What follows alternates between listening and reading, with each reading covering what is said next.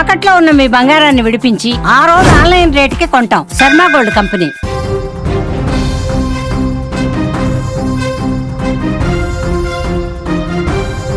నాంపల్లి ప్రధాన రహదారి పక్కనే ఉన్న బజాజ్ ఫర్నిచర్ దుకాణంలో ఈ నెల 24న జరిగిన భారీ అగ్ని ప్రమాదంలో 5గురు మృతి చెందిన విషయం తెలిసిందే.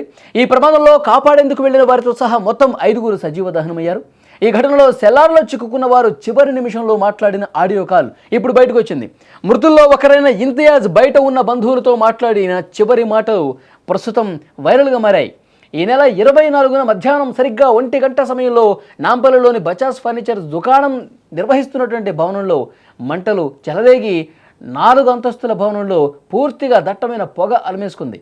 భవనంలో ఉన్న వాళ్ళంతా బయటకు వచ్చేశారు. అయితే భవనం కాపలాదారుడు యాదయ్య కుమారులు 10 ఏళ్ల ప్రణీత్, 7 ఏళ్ల అఖిల్ ఇద్దరు సెల్లర్లోనే చిక్కుకుపోయారు. వారిని కాపాడేందుకు కర్ణాటకకు చెందిన ఉస్మాన్ ఖాన్, ఆయన భార్య బేబీ, అక్కడ పనిచేసే ఇంతియాజ్ సైతం సెల్లర్లోకి వెళ్లారు. క్షణాల్లోనే భవనం మొత్తం అగ్నికీలలు వ్యాపించడంతో దట్టంగా పొగలుముకుంది.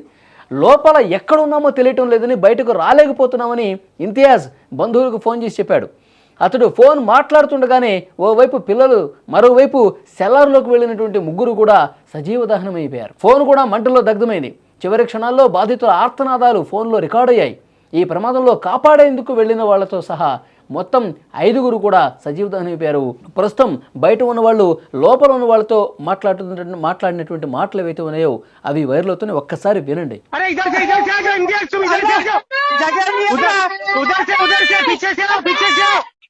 जगह नहीं है ना, दरवाजा बंद है, हमला हवा में मर गया था ना। अरे नीचे जाके पीछे से बोले, नीचे से नहीं है, नीचे से। अरे कौन सा दरवाजा बंद है? पीछे से यादी का दरवाजा है ना।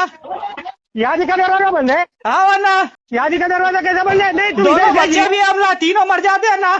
अरे इम्तियाज मेरी बात सुनो पहले। हाँ ना, तुम अभी इधर से आइए। किधर से भी जगह नहीं है ना। नहीं अपना ग्रिल गेट है ना, ग्रिल गेट इधर से भी नहीं है ना। ग्रिल गेट सेकंड सेलर में जाओ, सेकंड सेलर में जाओ। हेलो ना इंडिया। हाँ ना, दरवाजा नहीं खुला ना, कुछ भी नहीं खुला। अरे तुम सेकंड सेलर में करके सेकंड सेलर नहीं है ना, आप कुछ भी नहीं कर सकते हो भाई। अरे అదే ఆ మాటలు వింటుంటే ఎంత బాధ కలుగుతుంది చూడండి. లోపల పూర్తిగా వాళ్ళు కాపాడటానికి వెళ్ళిన వాళ్ళు కూడా చిక్కుకుపోయారు. అందులో 2 పిల్లలు ఉన్నారు, కాపాడటానికి వెళ్ళారు.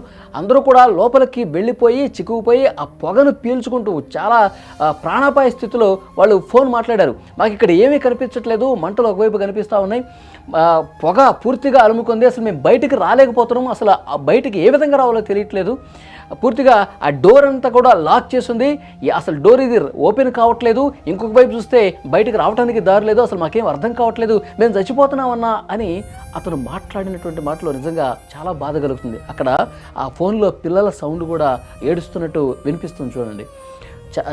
ఎంత బాధ కలుగుతుంది చూడండి. కాపాడటానికి వెళ్ళారు, 2 పిల్లలు పాపం లోపలే ఉండిపోయారు. వాళ్ళని తీసుకొద్దాం అంటే లోపలికి వెళ్తే వాళ్ళు కనపట్ల, కేవలం సౌండ్స్ మాత్రం వినిపిస్తున్నాయి. మేము అసలు మాకేం కనిపించట్లేదు, మొత్తం ఒకవైపు మంటలు కనిపిస్తూ ఉన్నాయి కానీ ఈ పొగతో బయటికి అసలు కనపట్ల. ఎక్కడ డోర్ ఉంది, ఉన్న ఒక డోర్ ఏమో పూర్తిగా బంద్ అయిపోయి ఉంది, బయటికి రాలేము, ఇంకొక వైపు వెళ్తే దారి లేదు, మొత్తం చుట్టూ గోడ ఉంది, గ్రిల్స్ ఉన్నాయి, బయటికి రాలేకపోతున్నాం. కానీ బయట ఉన్న వాళ్ళు మాత్రం పలానా వైపు వెళ్ళు, అక్కడ డోర్ ఉంటుంది, ఆ డోర్ నుంచి రా అని చెప్పి చెప్తున్నారు. కానీ ఇక్కడ ఇంత పొగలు వేసుకోవటం వల్ల అసలు విజిబిలిటీ ఏం లేదు.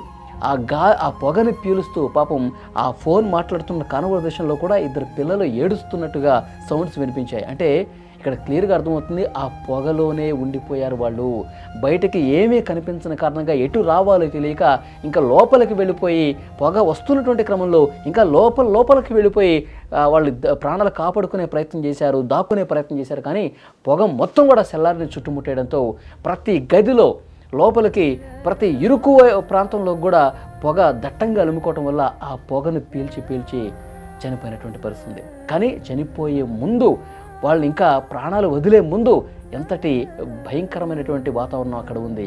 బయట వాళ్ళతో మాట్లాడుతున్నప్పుడు ఇక మాకు దారి లేదన్నా, మేము చచ్చిపోతున్నామన్నా, ఇక్కడ డోర్ బంద్ అయి ఉందన్నా, ఇంకా ఎట్లా రావాలో మాకు తెలియట్లేదన్నా అని చెప్పి అతను మాట్లాడుతుంటే ఆ ఆడియో విన్న తర్వాత అందరూ కూడా చాలా బాధపడుతున్నారు. ఆ కుటుంబానికి సంబంధించినటువంటి వేరే కుటుంబ సభ్యులు, బంధువులు ఈ ఆడియో కాల్ విని చాలా బాధకి గురవుతున్నటువంటి పరిస్థితి ఉంది.